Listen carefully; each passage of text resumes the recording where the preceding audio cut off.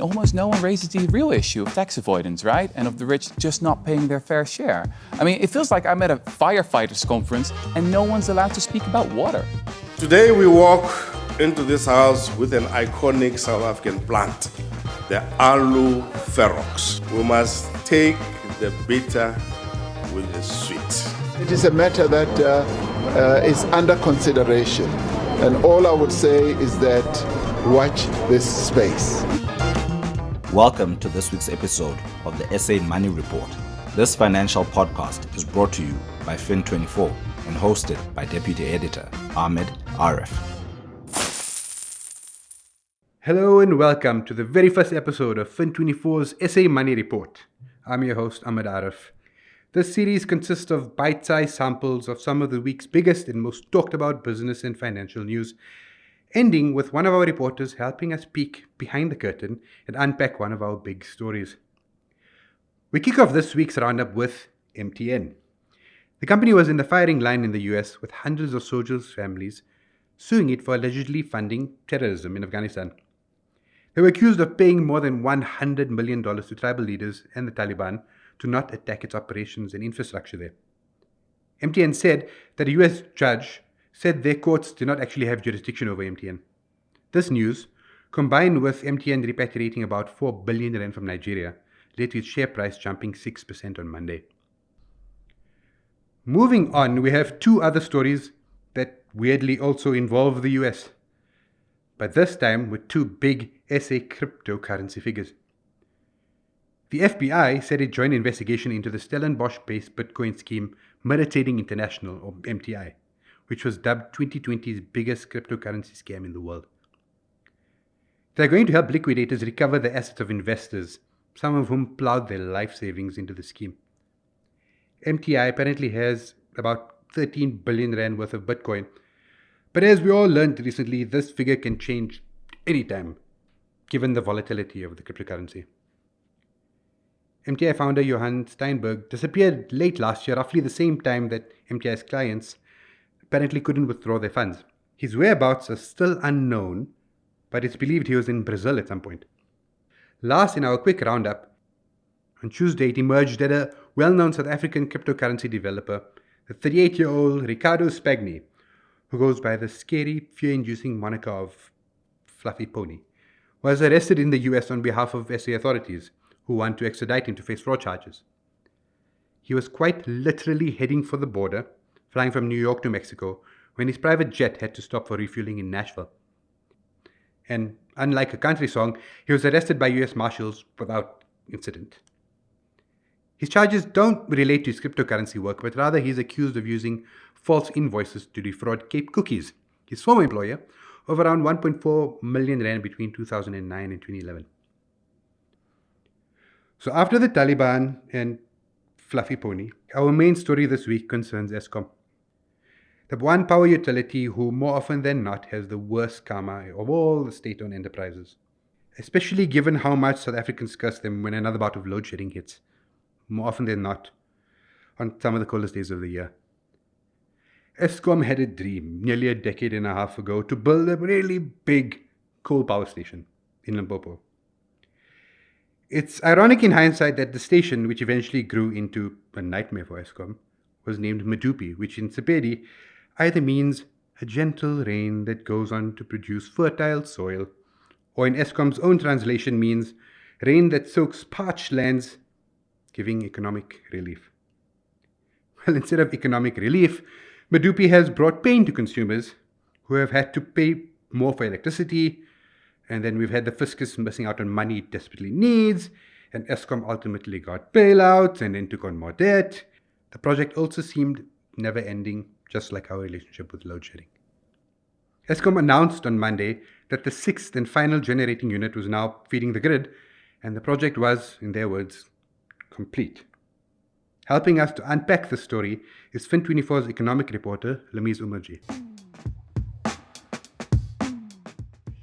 So Lemise, after initially breaking ground in May 2007, now about 14 years later, Eskom says that with this last unit reaching commercial operation, the project is complete. Is this the good news that Eskom says it is, or is there more to all of this? Well, it depends on who you ask. I spoke to energy analyst Chris Yelland about it, and he said it was an incremental step forward. And we do have to acknowledge that because it's taken 14 years to get to this point, as you pointed out. But it's also not something that we should get overly enthusiastic about either, because Yelland also described it as more of a paperwork exercise to hand over the plant to Eskom's generation division. And there are still some gaps when it comes to environmental requirements. So when analysts say that Medupi doesn't meet all its legal requirements, what exactly are they referring to? From what I found from speaking to environmental activists, they've basically pointed out that Eskom doesn't meet minimum emission standards. And these basically state or limit how much sulfur dioxide can be emitted from coal-fired power stations. The limit is 1,000 milligrams per cubic meter. Currently, Eskom has an exemption for this because it can't meet the requirement. It does not have particular equipment. It's called flue gas desulfurization that has been fitted to Medupi in order to reduce the emissions. So they have this exemption, which essentially means they aren't complying with the actual 1,000 milligram per cubic meter limit set in law. And this is an issue for environmental activists because technically the plant isn't complete, when it doesn't have critical equipment in order to operate safely. And just as a reminder, sulfur dioxide emissions really poses health risks like asthma and chronic bronchitis. And interestingly to note, the limit of 1,000 milligrams per cubic meter is actually a very low standard because it's weaker than what has been set out by China and India. And it says a lot if Eskom can't even comply with a very weak limit or needs an exemption to comply with something which is already weak. Often when we get that dreaded load shedding notice from Eskom, there's always some mention of Medupi, either one of its units or some conveyor belt issue.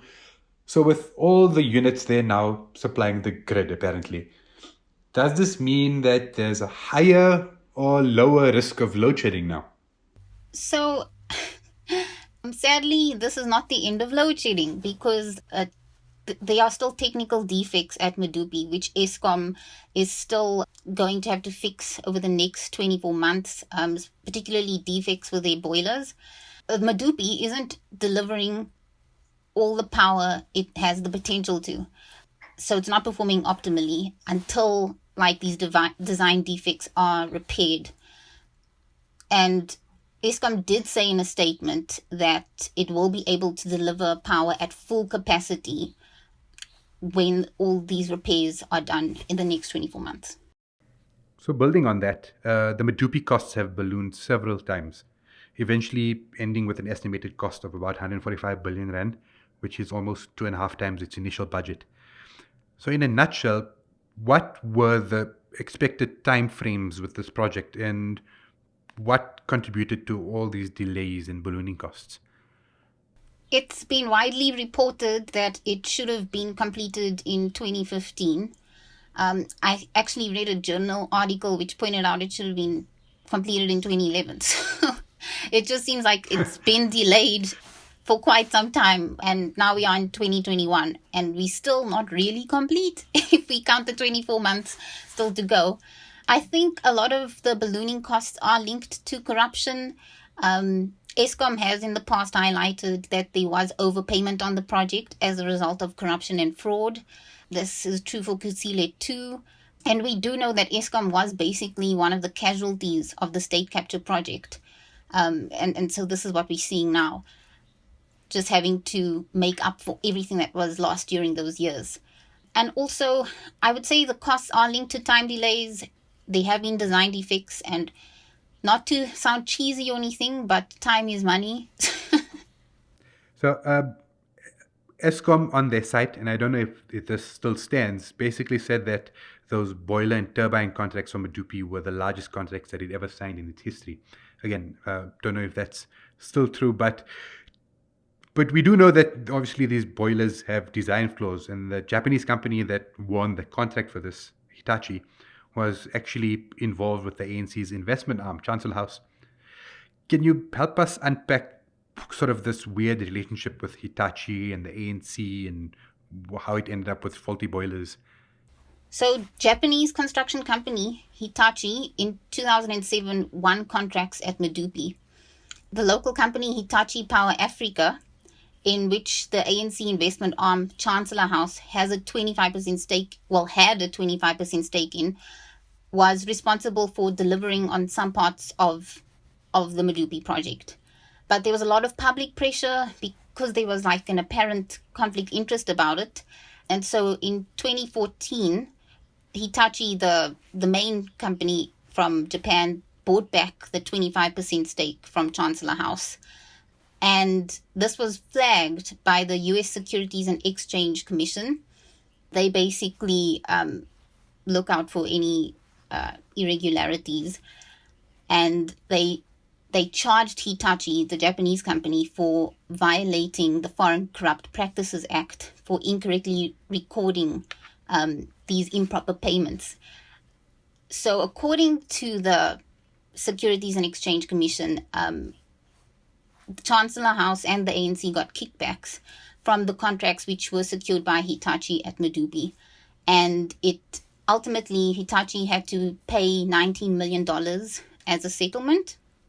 The ANC at the time also denied any involvement in the dealings between Hitachi and Chancellor House and the related contracts at Medupi. And on the flip side, so Hitachi Power Africa said that they didn't know there were links between Chancellor House and the ANC. So, Public Enterprises Minister Praveen Gordhan said last year that we're paying up to 4 times more for electricity than a decade ago because of corruption and cost overruns at Medupi and Kusile. So ultimately, the people and the fiscus paid for the disasters at both of those power stations. So with Eskom kind of moving into its new future with the unbundling and corruption seeming to be tackled now, and it's beginning its slow climb out of hundreds of billions of rands in debt, what's next for Eskom? And the people like us who need it to still keep our lights on? I think the big announcement that has come in recent weeks was the lifting of the licensing threshold for embedded generation from 1 megawatt to 100 megawatts.